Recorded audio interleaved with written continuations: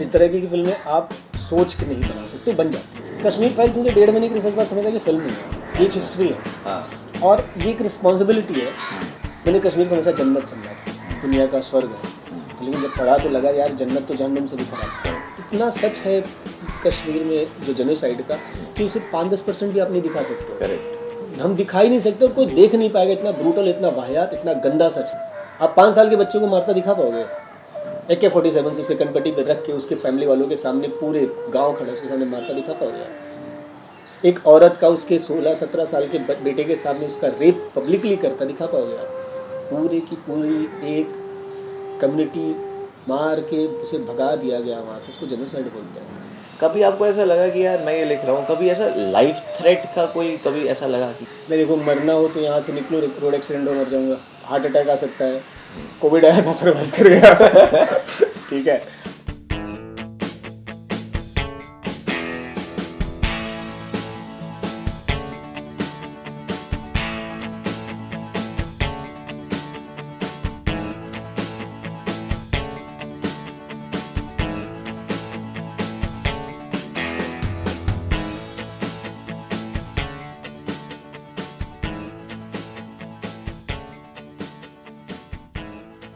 What is up people? I hope you all are doing good in your life. तो recently आपने सुना होगा या फिर आपने देखी होगी एक फिल्म जिसका नाम है Kashmir Files. It's a big hit on the box office और बहुत पॉपुलैरिटी गेन की है इस फिल्म में। But how is this film related to our video? तो जब भी आप एक फ़िल्म देखने जाएंगे या आप जब ये फिल्म देखने गए होंगे या फिर आप बुक माई शो पे इसकी टिकट्स बुक कराएंगे तो एक नाम आपने ज़रूर देखा होगा in the credits, research head and additional screenplay writer Mr. Saurabh M. Pandey. So today on our show we have with us Saurabh M. Pandey, the writer of Kashmir Files. Thank you so much. तो welcome Saurabh भाई, welcome to the show. Thank you so much. तो सबसे पहले आगे बढ़ने से पहले मैं आपको ये बताता हूँ कि how am I related to Saurabh भाई। सबसे पहले जब मैं मुंबई में आया था, I was an intern in a film, उसमें ये चीफ एडी हुआ करते थे। तो शुरू में बड़ा घबराता था भाई से, बट धीरे धीरे एक बॉन्ड बना। तो आज मैं मुंबई में हूँ जस्ट सौरभ भाई से मिलने, ताकि इस फिल्म के बारे में हम बहुत सारी बात कर सकें। तो सौरभ भाई 331 करोड़ पार, पुष्पा को बीट कर दिया है, गंगू भाई को बीट कर दिया है। तो ये बैंक में आ रहा है पैसा या फिर अभी अलग से एक लॉकर वॉकर खरीदने पड़ रहे हैं इस पैसे के लिए? देखो पहले तो जो जितने भी लोग फिल्म को प्रमोट कर रहे हैं सेल्फलेसली, पब्लिक जो देश की जनता है, सबसे पहले उन सारे लोगों का, सारे देशवासियों का मतलब नमन, आभार और थैंक यू, तुमने मुझे मौका दिया। थैंक यू, आपने दिया हमें मौका। तो जब आप इसका रिसर्च कर रहे थे और इसका जो आप राइटिंग कर रहे थे, जब शुरू हुआ था राइटिंग, तो उस टाइम पे कुछ ऐसा इमेज था, ऐसा कोई इमेजिनेशन थी या कोई ऐसा था उम्मीद कि ये फिल्म इतनी बड़ी ब्लॉकबस्टर हिट हो जाएगी? कभी ऐसा सोचा था उस टाइम पे? देखो जब फिल्म करते हैं ना, मतलब कोई इतना उम्मीद नहीं करता इस तरीके की फिल्म। इस तरह की फिल्में आप सोच के नहीं बना सकते, बन जाती है। करेक्ट। और वो मतलब नियति होती है फिल्म की कि वो उस हिसाब से बन गई। और दूसरी चीज़ ये थी कि द ताशकंद फाइल्स के बाद एक कॉन्फिडेंस आया था कि फिल्म बहुत अच्छा बनी थी और अच्छा कर रही थी। और पोस्ट प्रोडक्शन के टाइम पे ही हमने रिसर्च वगैरह थोड़ा स्टार्ट कर दिया था। तो फिल्म देखने के बाद आपको समझ में आ जाता है कि फिल्म अच्छा करेगी या जाएगी, थोड़ा सा एक आइडिया लग जाता है कि हाँ। और सेटिस्फेक्शन एक राइटर को और एक किसी भी क्रिएटिव इंसान को तब होता है कि उसने किसी चीज़ पे काम किया और वो अच्छा बन के आ रहा है। हिट फ्लॉप तुम्हारे हाथ में नहीं है, वो तुम कंट्रोल। बहुत सारी ऐसी फिल्में जो बहुत अच्छी फिल्म है लेकिन हिट नहीं हुई, ठीक है, लेकिन उसके मेकर्स खुश हैं क्योंकि उन्होंने जो चाहा था वो बना लिया। तो जब भी सर पहले हम कुछ चीज़ों पे काम कर रहे थे, फिर सर ने मुझसे ये आइडिया शेयर किया, तो फिर मैंने थोड़ा बहुत बेसिक रिसर्च किया क्योंकि मैं इस चीज़ पे बिलीव करता हूँ कि कोई भी इन्फॉर्मेशन आपके पास है इमीडिएटली उसको उसके ना तो अगेंस्ट जाओ ना सपोर्ट में जाओ, पहले उसको थोड़ा पढ़ लो। तो मैंने 2-4 किताबें पढ़ी, कुछ आर्टिकल्स कई सारे पढ़े, 1.5-2 महीने लगभग लगे। फिर तब मैं सर को बोला कि सर आपने जो जिस पॉइंट ऑफ व्यू के साथ आपने जिस आइडिया को चूज़ किया है, तो मतलब किसी भी कैपेसिटी में मैं एसोसिएट होना चाहूँगा। क्योंकि देखो एज अ राइटर बहुत सारे ऐसे प्रोजेक्ट्स हैं जो हम कर रहे हैं और वो प्रोजेक्ट्स हैं, फिल्म्स हैं, लेकिन कश्मीर फाइल्स मुझे 1.5 महीने की रिसर्च बाद समझा कि फिल्म नहीं है, ये एक हिस्ट्री है और ये एक रिस्पॉन्सिबिलिटी है।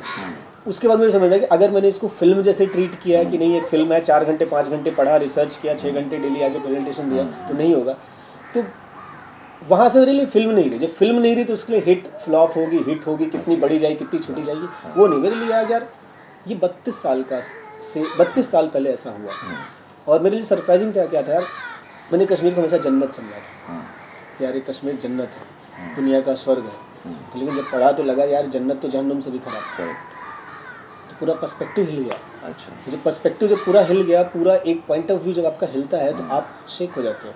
तो तब उसके बाद आपको लगता है कि नहीं यार इसके पीछे जाना है, जानना है ये क्या हुआ। तो वहाँ से वो जर्नी शुरू हुई। उसके बाद मैंने से बोला 1-2 महीने बाद ये फिल्म नहीं रहेगी। फिर लेकिन कश्मीर फाइल्स फिर उसके बाद ऐसे बन चुकी थी कि यार इससे जुड़े रहना है और ईमानदारी के साथ जुड़े रहना है, और जितना अपनी कैपेसिटी में बेस्ट ऑनेस्टी के साथ इस कहानी की स्टोरी टेलिंग का हिस्सा बन पाओ, उसके साथ लगे रहना है और एंड तक लगे रहना है। तो लकीली चीज़ें हुई और अच्छा की।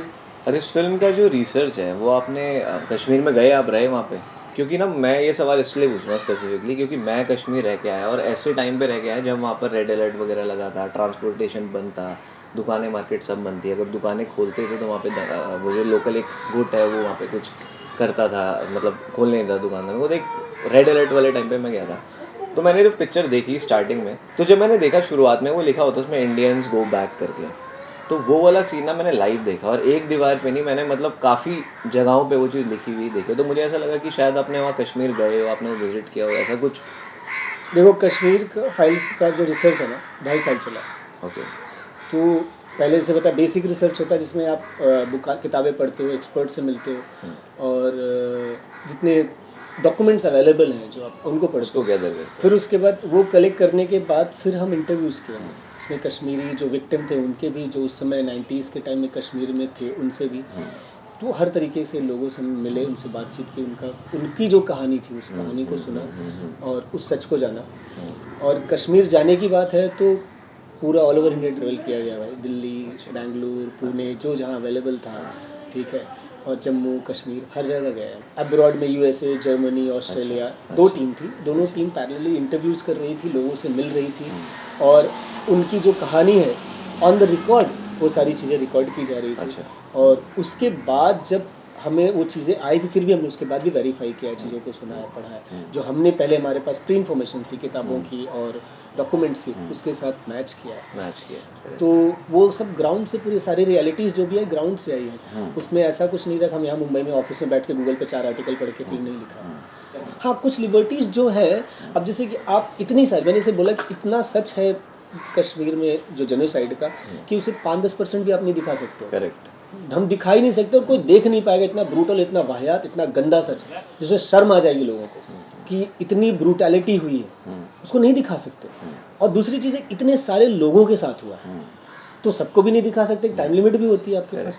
तो वहाँ पे थोड़े टाइम लाइन्स को जैसे मैच, क्योंकि फिल्म में आपको एक कहानी दिखानी है, एसेंस उस इमोशन, उस इंसिडेंट को एक्सप्लेन करना है, उस इंसिडेंट का सच बाहर लेकर आना है। तो उसके हिसाब से जितनी भी चीज़ उसमें दिखाई गई सारी सच है, कुछ भी ऐसा सिनेमैटिक लिबर्टी लेके नहीं किया गया।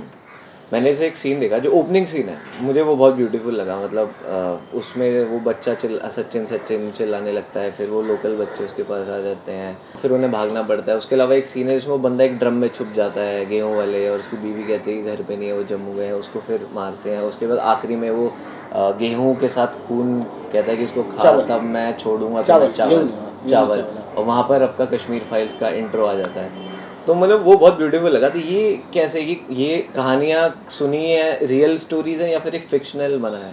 भाई रियल इंसिडेंट है, लोगों के साथ हुआ है। तो ये लोगों ने कहानियाँ सुनाई हैं, वो लोगों ने कहानियाँ सुनाई हैं, डॉक्यूमेंट हुए हैं, किताबों में लिखे हैं, ऐसी किताबों में लिखे हैं जिसका रेफरेंस कहीं भी दिया जा सकता है। ठीक है, मैंने बोला वो एक्सपर्ट से वेरीफाई कराते हैं हम भी कि ऐसे कुछ वही रिसर्च लेके कहीं 2 ब्लॉग पढ़ के नहीं बना दिया। तो ये जितने भी सीन्स इस फिल्म में वो सब रियल है। जो आप क्रिकेट की बात कर रहे हो, आप गूगल पे करो, फटाक से आपको आर्टिकल्स खुलेगा, बड़े बड़े न्यूज़ चैनल्स के आर्टिकल खुलेंगे। ठीक है, जो तोमल चावल की जो बात कर रहे हो आप, वो भी खोलो, आपको आर्टिकल्स में मिलेंगे। द कश्मीर फाइल्स फिल्म से नहीं, आपको आर्टिकल्स में मिलेंगे, किताबों में मिलेगा। ठीक है, तो जो किताबें उस सब में डॉक्यूमेंटेड है। बस प्रॉब्लम ये है कि इस चीज़ को पता नहीं क्यों किसी ने इसके बारे में बात नहीं की। देखो चीज़ें थी, अगर ये चीज़ें होती नहीं हमको मिलता नहीं, तो चीज़ें पहले से थी, बस उसके बारे में कोई बात नहीं करता था। हम ना कश्मीर की कहानी सुनाते थे, सच नहीं सुनाते थे, तो ये प्रॉब्लम थी। लोगों ने सपोर्ट किया, लोगों ने खुद आकर बोला कि भाई हमें वॉलंटियर करना, हमें बताना है। मतलब आपको बताऊंगा, मेरे पास ग्रुप्स है जिसपे डॉक्यूमेंट्स आते थे। अच्छा। हालत खराब हो जाती थी वेरीफाई, इतने सारे लोग भेजते थे डॉक्यूमेंट्स, अच्छा, खुद वॉलंटियर करते थे कि और हमारी वो उसके बाद उसको फैक्ट चेक हम करते थे। हम्म, और भी सीन्स हैं इससे, मतलब मुझे ना 7% 10% भी सच नहीं दिखा सकते आप। अच्छा। कश्मीर का कोई नहीं दिखा सकता, हम्म, क्योंकि वो देखा नहीं जाएगा लोगों से। आप 5 साल के बच्चों को मारता दिखा पाओगे? AK-47 से उसके कनपट्टी पे रख के उसके फैमिली वालों के सामने, पूरे गांव खड़ा उसके सामने मारता दिखा पाओगे आप? एक औरत का उसके 16-17 साल के बेटे के सामने उसका रेप पब्लिकली करता दिखा पाओगे आप? एक बच्ची का रेप होता दिखा पाओगे आप? आप किसी के सर पे कुल्हाड़ी से छेद करके जहाँ पे चंदन लगाता है वहाँ पे खीला ठोक दे दिखा पाओगे आप? नहीं दिखा पाओगे। बस आप उसको सिंबॉलिकली दिखाओगे, करेक्ट, एक ब्रूटैलिटी की लिमिट क्रॉस हो जाएगी। करेक्ट। तो कश्मीर का पूरा सच तो दिखा ही नहीं सकते। जो जो जो जेनोसाइड हुआ है, जेनोसाइड है भाई।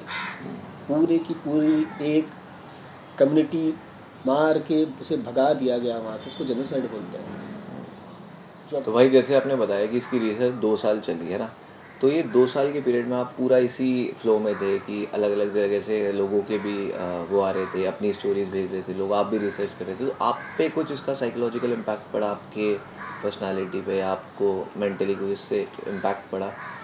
भाई बड़ा मुश्किल हो जाता था कि मतलब जो प्रोफेशनल लाइफ है, जो काम कर रहा हूँ, तो पर्सनल लाइफ पे डोमिनेट ना हो। अच्छा। बहुत स्टार्टिंग के दिनों में कुछ महीनों तक ऐसा होता था कि वो फ़र्क महसूस होना बंद हो गया था। अच्छा। खासकर जब इंटरव्यूज कर रहे थे, तो एक पॉइंट ऑफ टाइम के बाद ऐसा हो गया, जैसे होता ना कि पहले तुम बहुत दुखी होते हो, बहुत गुस्सा खींचते हो, बहुत चिल्लाते हो, अंदर अंदर तुम्हारी बहुत सारा शोर मचता है। करेक्ट। लेकिन फिर जब तुम रोज़ वही देख रहे हो तो फिर दिमाग नम हो जाता है। अच्छा। एक कहते हैं ना, दर्द और खुशी में फर्क डिफरेंस खत्म हो तो गया। एक टाइम के बाद नम हो वो मतलब दिमाग एकदम नम सा होने लगा, लगता है अब ये रियल लाइफ बन चुका है। तो उस टाइम पे मतलब कुछ मेरे सीनियर्स हैं, पल्लवी मैम भी थी उसमें, और कुछ मेरे कॉलेज के दोस्त हैं, तो उनकी हेल्प, मतलब ऐसा लगता था कि यार कहीं मैं इतना ज़्यादा ना इनग्रॉस इसमें हो जाऊँ कि मेरी पर्सनल लाइफ जो है वो भी ख़त्म हो जाए। हाँ। तो उसको कैसे हैंडल करना है, उसके लिए वक्त लगा उस चीज़ को सीखने में। जब मैं कहूँगा एक नई लर्निंग मेरे लिए हो गई द कश्मीर फाइल्स में, और कि जब आप इस तरह के इंटेंस मुद्दे पे काम कर रहे हो तो आप कैसे अपने आप को प्रोटेक्ट से क्या एग्जैक्टली क्या तरीका था उससे बाहर आने के लिए आपके? मेडिटेशन और या कुछ? नहीं, मेडिटेशन देखो मतलब पॉपुलर तरीका है मेडिटेशन, लेकिन मैं क्या ना, म्यूज़िक मुझे बहुत ड्राइव करता है। तो एक तो, और मुझे बात करना बहुत पसंद है। अच्छा। लोगों के साथ, जो और बड़े अपने क्लोज सर्कल में, ज़्यादा नहीं होता है, लेकिन मेरे क्लोजेस्ट तुम भी आते हो, हम देखो बैठते हैं बीच पे, घंटों बात करते रहते हैं। अपनी कविताओं से तुमको टॉर्चर करता रहता हूँ मैं। ठीक है। तो होता ये है कि एक म्यूज़िक एक रोल प्ले करता है उसमें बहुत, कि हाँ कि थोड़ा फ्रेश कर देता है, अलग आपका माइंड, आपका इमोशंस अलग डायरेक्शन में ड्राइव कर देता है। दूसरा, मैं बात करता हूँ, तो बात जब आप करते हो, ऐसे लोगों से डिस्कस करते हो, तो आपके अंदर का जो गुबार होता है वो निकल जाता है। तीसरा, जो बचा खुचा रहा, कविताएं लिख दी थोड़ा उस तरीके की, तो वो इमोशंस निकलने लगे, तो जो तरीके से लेवल पे ले आते। हाँ, मतलब जैसे पोइट्री मेरे लिए एक हिसाब से कहूँ ना, जो मेरे लिए मेडिटेशन है, मेरा मेडिटेशन पोइट्री है। कि जब मैं बहुत ज़्यादा परेशान हो जाता हूँ तो मैं एक ब्रेक लेके फिर उस रात बैठ के केवल कविताएं लिखता हूँ। जब सवेरे खत्म हो जाती है कविता, तो फिर सोचता हूँ ओके अब सॉर्टेड है। फिर अच्छी नींद आती है, कि बल्कि भले बाद में अगले दिन डर लगता है यार कल का टाइमलाइन मिस कर दिया, और एक बंदा मिल जाए कविता सुनाने के लिए तो सोने पे सुहा गया। तो कविता तुरंत ठोक दो, वही चेक मार। हाँ, मतलब अभी तुम तो कम इसके विक्टिम हुए हो, मेरे कॉलेज के दोस्त बेचारे इसके बहुत शिकार हुए। तो मैंने अपनी मेरी अभी कुछ दिन में एक नॉवल आई, मैंने उसमें लिखा भी है कि मतलब कॉलेज के दोस्तों को फर्क नहीं पड़ता तुमने कविताएं कैसे लिखी, बस बेचारी छोटी होनी चाहिए कि टॉर्चर नहीं। बट इनफैक्ट जब मैं भी सुनता था तो एक रिफ्रेशिंग तो होता था, कुछ अलग दुनिया से अलग, इतनी भागदौड़ चल रही है उसके बीच में आप एक कविता सुन रहे होते, एक माइंड फ्रेश हो जाता है, कुछ अलग सुन लेते हो, तो मेरे को भी अच्छा लगता था। ऐसी बात नहीं। थैंक यू सो मच, तुमने आज ऑन द रिकॉर्ड बोल दिया, तुम्हें अच्छा लगता है, तुम्हें इसके बाद ही सुनाता हूँ मैं। अब तुमको हमेशा पकड़ा जाएगा, क्योंकि आजकल कविता सुनने वाले बहुत कम लोग हैं कि जो कविताएं सुनते हैं। और मैं कोई बहुत बड़ा शायर तो नहीं हूँ, कुछ बहुत अलग लिखता हूँ। ठीक है, थोड़ा बहुत कोशिश करता रहता हूँ। अच्छा, जैसे रिसर्च पे आते वापस, तो आपने जैसे इतना मतलब ये सब्जेक्ट बहुत डीप है, बहुत इंटेंस है और बहुत ज़्यादा कंट्रोवर्शियल भी है कहीं ना कहीं, क्योंकि अलग अलग वर्ग के लोग हैं, अलग अलग सोच के लोग हैं। कभी आपको ऐसा लगा कि यार मैं ये लिख रहा हूँ, कभी ऐसा लाइफ थ्रेट का कोई कभी ऐसा लगा कि कुछ में मेरे को लाइफ थ्रेट हो सकता है? मेरे को मरना हो तो यहाँ से निकलो, रोड एक्सीडेंट हो मर जाऊँगा। ठीक है, और हार्ट अटैक आ सकता है, कोविड आया था सर्वाइव कर गया। ठीक है, और दूसरी चीज़ें कंट्रोवर्सी, यार देखो दुनिया में ना कंट्रोवर्सी किसी चीज़ पे हो जाती है, और मैं इस चीज़ को फिर से ऑन द रिकॉर्ड बोल रहा हूँ कि ये फिल्म मैंने किसी इस चीज़ के लिए नहीं की थी कि फिल्म बहुत बड़ी हिट हो जाएगी या कुछ कंट्रोवर्सी हो जाएगी, 4 लोग मेरा नाम जानेंगे, ठीक है। तो वो तो अगर बोलूँ बैक ऑफ द वो प्राइमरी रीज़न तो है नहीं बॉलीवुड में आने का। भाई इंजीनियरिंग की थी, अच्छा पैसा कमा रहा था, छोड़ छाड़ के आया था, ठीक है। तो यहाँ पे नाम कमाने, हाँ ऑब्वियसली सेकेंडरी है, नाम चाहिए, पैसा चाहिए, लेकिन प्राइमरी मुझे ये स्टोरी टेलिंग के प्रोसेस में मज़ा आता है। अब जैसे फिल्म एक बहुत बड़ी हिट हो गई है, मतलब एक बड़ी ब्लॉकबस्टर हिट आ गई है, आपके नाम, आपका भी नाम उसके साथ जुड़ा है, अब लाइफ में क्या चेंजेस आए हैं? भाई लाइफ वही है, और कभी मैं अपनी लाइफ को ऐसा कुछ चेंज भी नहीं करना चाहता हूँ कि कुछ अलग हो जाए, सिंह कुछ निकल आए और मैं सुपरस्टार, वैसा कुछ कभी मैंने इमेजिन भी नहीं किया। हाँ, एक कॉन्फिडेंस आ गया है, एक मोटिवेशन आ गया है, क्योंकि विज़न पहले ही से इस चीज़ के लिए क्लियर है, फिल्म मेकर बनना है, तभी सब कुछ छोड़ के आया। करेक्ट। तो वो कॉन्फिडेंस और मोटिवेशन, 2 चीज़ें ऐड हो गई हैं, बाकी ज़िंदगी वही है। हाँ, थोड़ा 2 पैसे ज़्यादा मिलेंगे। जो सबसे ज़्यादा ज़रूरी काम है इस शहर में। हाँ, मतलब वो भी कंडीशनल है। कंडीशनल है, करेक्ट। जैसे भाई मेरे को लगता है कितने 9 साल, तो 8-9 साल हो गए आपको? मुझे 7 साल हो गए। 7 साल हो गए। तो 7 साल पहले आप आए थे और आज अब आप थोड़ा नाम हुआ है, अच्छा, तो कैसा रहा ये जर्नी, कैसी रही मुंबई में? बहुत मज़ेदार है। मैंने कहा कि मेरे हिसाब से बॉलीवुड इकलौती ऐसी जगह है जहाँ पे आपको सीखने का पैसा मिलता है। अच्छा। आप भी असिस्टेंट रह चुके करेक्ट। हो, जब नए असिस्टेंट होते हो तो 1-2 प्रोजेक्ट में आपको मतलब कोई कंट्रीब्यूट नहीं कर रहे होते, करेक्ट। आप केवल सीख रहे होते हो और गलतियाँ कर रहे होते हो और आपकी गलती कोई छिपा रहा होता है, ठीक है, और उसकी वजह से कोई और किसी और की फायर हो रही होती है, तो उसका पैसा भी आपको मिलता है, ठीक है, और उसका अपॉर्चुनिटी भी आपको मिलती है। पहली चीज़ है। दूसरी चीज़ कि यहाँ पे अभी भी ऐसे कुछ लोग हैं जो आपको सपोर्ट करते हैं, वो भी हैं, उस पर मैं, वो भी ऐसे हैं कि जो नहीं भी करते हैं, लेकिन ऐसे भी लोग हैं जब आप लगे रहते हो तो आपको सपोर्ट करते हैं बिना किसी लालच के। तो जब मैं नया आया था ना, तो बहुत सारे ऐसे लोग मिले, डराया करते थे कि यार कुछ नहीं होता है, यहाँ संघर्ष होता है, 10-15 साल 20 साल संघर्ष चलता है, कुछ नहीं होता, देखो ये करते हैं वो करते हैं, दुनिया भर के मतलब छोटे छोटे प्रोजेक्ट के नाम कोट करके बताते रहते हैं। और मैं डर गया, मैंने कहा यार कहीं गलती कर दी क्या? तो हिमांशु शर्मा, अच्छा, बहुत बड़े राइटर है, तनुवेट्स में राजनायक। तो मुझे ना मेरे एक दोस्त ने उनका कांटेक्ट दे दिया था, कभी नहीं मिला ना मेरी कोई उनसे पर्सनल जान पहचान। एक बार कॉल किया, मैंने बताया सर इनके थ्रू आपका नंबर मिला, मैं आपसे बात करना चाहता हूँ। उन्होंने मुझसे 2 बार बात की और मैं बहुत ऋणी हूँ उनका। अच्छा। कि उस दो बार की बात में उन्होंने मुझे क्लियर कर दिया कि क्यों बॉलीवुड में काम करना चाहिए। अच्छा। ऐसा क्या बोला, मतलब उन्होंने एक ही चीज़ बोला कि तू आया है, तुझे राइटिंग करनी है, तू राइटिंग पे फोकस करना। ये वो लोग जो लोग बोल रहे हैं कुछ नहीं होता, इसलिए बोले क्योंकि उनका कुछ नहीं हुआ है। तो अगर तू इस चीज़ पे फोकस करेगा कि तुझे राइटिंग करनी है, तो बस राइटिंग कर, लिख, बाकी चीज़ें फोकस मत कर। उसके बाद अगला मिस्टर विवेक अग्निहोत्री, विवेक सर, मैंने बताया पहले कि क्या था, मैं एक असिस्टेंट था जो इधर उधर घूम रहा था, फिल्में कर रहा था। जूनियत मैंने उनको असिस्ट किया था सर, मुझसे जूनियत में मैं 4th 5th एडी रहा हूँगा। फिर बाद में लकीली मुझे गाना लिखने का मौका मिल गया, तो सर जान गए, पहचान मुझे, समझ पाया। तो लेकिन उन्होंने मुझे ताशकंद से पहले बुला के एक डायरेक्टर ये लाइन बोल रहा है कि तुझे यहाँ पे असिस्टेंट नहीं डायरेक्टर बन के निकलना है, तो मेरा ऑफिस यूज़ कर और तू बता तेरा कितना खर्चा लगता है। क्या मेरी उनकी कोई पुश्तैनी जान पहचान थी? कोई जान पहचान नहीं थी। पल्लू मैम का मैंने बताया, मैं राइटिंग का जो सबसे बड़ा प्रॉब्लम होता है, तो यहाँ पर है लोग, तो घबराने की ऐसी बात नहीं। हाँ, मतलब हर बिंदास आओ, ट्रेन भर के आओ। अगर इस नियत के साथ आओगे ना, जैसे कि मैं 2 लाख कमाने लगूँ, जैसे सबसे बड़ा होता है कि हम ना बड़ी जल्दी रिजल्ट चाहते हैं।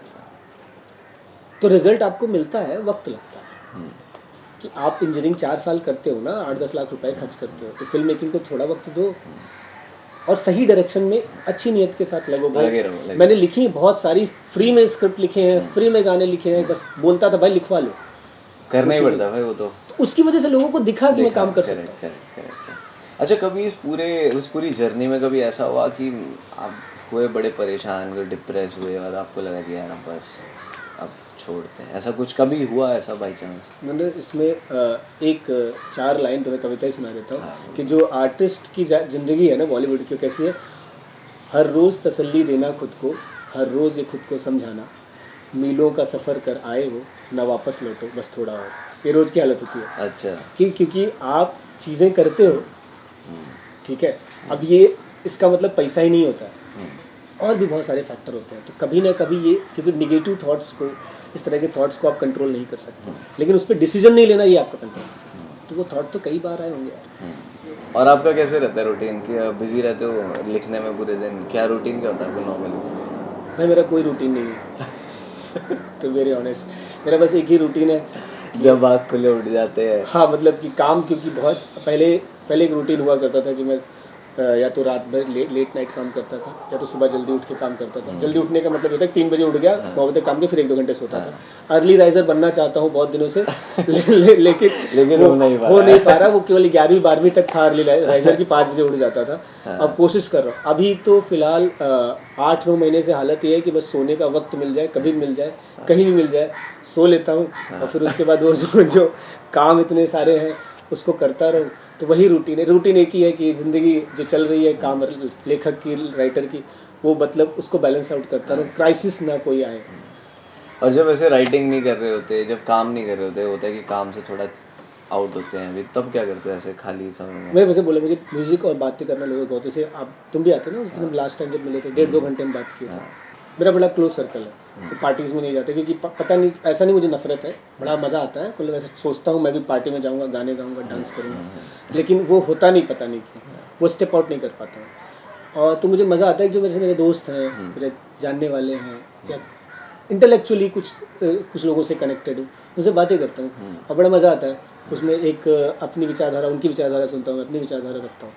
और दूसरा गाने सुनता हूँ, बस लाइट जैसे होता है हरी लाइट कर देता हूँ यहाँ पे, बढ़िया म्यूज़िक लगा देता हूँ, आराम से अपने चेयर पे लीन हुए म्यूजिक सुनता हूँ। आपको पब लेके जाना है नहीं, पब गए हैं कभी 1-2 बार, कॉलेज के टाइम पे गए हैं, लेकिन पता नहीं वो मुझे शोर से ना थोड़ा सा कुछ है, पता नहीं। अगर आप शोर अगर मचाते हो तो पता नहीं, मेरा ब्लड प्रेशर अपने आप बढ़ जाता है। और मुझे ऐसा, एक तो मेरा आवाज़ का वॉल्यूम कम है तो मुझे चिल्लाना पड़ता है वहाँ पे। अच्छा, तो इसलिए मैं थोड़ा वहाँ पे जाना पसंद कम करता हूँ। ट्रैवल करते हो?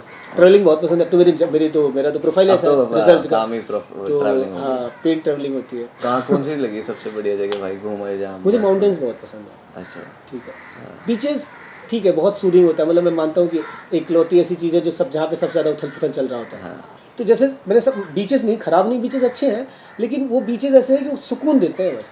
वो मुझे मतलब ऐसा एनर्जेटिक पॉजिटिव नहीं करते हैं, क्योंकि मैंने से बोला इतना सारा काम है तो एनर्जेटिक रहना बहुत ज़रूरी है, एनर्जी मेंटेन करना बहुत ज़रूरी है। तो मुझे माउंटेन्स मिलती है। सेम है मेरे साथ भी ना, मेरे को पहाड़ पसंद है, बीचेस भी पसंद है, बट पहाड़ में मेरे को खुशी मिलती है। यस, मतलब एक दिमाग अलग, जैसे था कि मेडिटेशन, आप स्पा में आ गए हो। हाँ, तुम्हें किसी के मसाज की जरूरत नहीं है अभी, बस तो वो जो ग्रीनरी रहती है, इंटेलेक्चुअल मसाज तुम्हारा करना शुरू कर देती है, तुम्हारे दिमाग से खुद ही बातें करना शुरू कर देती है, जो तकलीफ सब खत्म हो जाती है।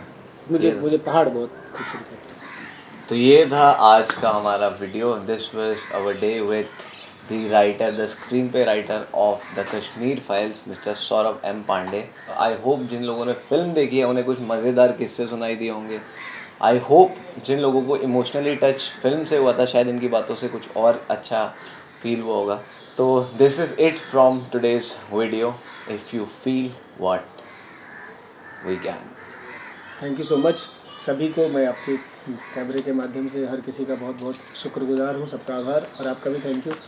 और कुछ ऐसे हमारे ऑडियंस के लिए बोलना चाहते हो फनी, ऐसे जैसे आपका असली किरदार, मतलब ये भी थोड़े सोफिस्टिकेटेड थे, इनका असली किरदार कुछ और है? नहीं, मेरा असली किरदार भी ऐसा है। मैं फ़नी ह्यूमर, जो ह्यूमरस बात इन्होंने करने के लिए बोली वो ये है कि इसके चैनल को सब्सक्राइब करिए भाई, और लाइक करिए, फॉलो करिए ये, और खूब प्रमोट करिए भाई। बहुत टैलेंटेड है और अच्छा फिल्म मेकर बने। ये फ़नी बात नहीं है, सीरियस बात है, ठीक है। और खाओ पियो, मस्त रहो, ऐश करो, और कुछ नहीं है ज़िंदगी। शराब पियो नहीं, मतलब ये बात गलत बात है, गंदी बात है, ठीक है। चलो ठीक है भाई, थैंक यू सो मच। अरे भाई थैंक यू सो मच। अगले हफ्ते हमारे चैनल पर द कश्मीर फाइल्स के राइटर सौरभ M. पांडे से हम जानेंगे एक अच्छी फिल्म लिखने के राज।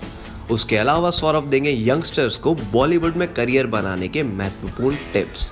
राइटिंग भी प्रैक्टिस है, आपको डेली लिखना पड़ेगा, और सालों लिखने के बाद तब आप प्रोफेशनल राइटर बनते हैं। बढ़िया लिखने से पहले लिखने की आदत डालो। राइटिंग मतलब राइटिंग करो। आज रीडिंग की स्किल बहुत वीक होती जा रही है हमारी, हम बहुत कम पढ़ते हैं। OTT के आने से एक बहुत अच्छा हो गया कि अपॉर्चुनिटीज़ बहुत बढ़ गई। तो मेरे हिसाब से बहुत बड़ी अपॉर्चुनिटी आ गई है। काम के तादाद बढ़ गए, लोग बढ़ गए, थोड़ा सा चीज़ें ऑर्गेनाइज होनी शुरू हो गई।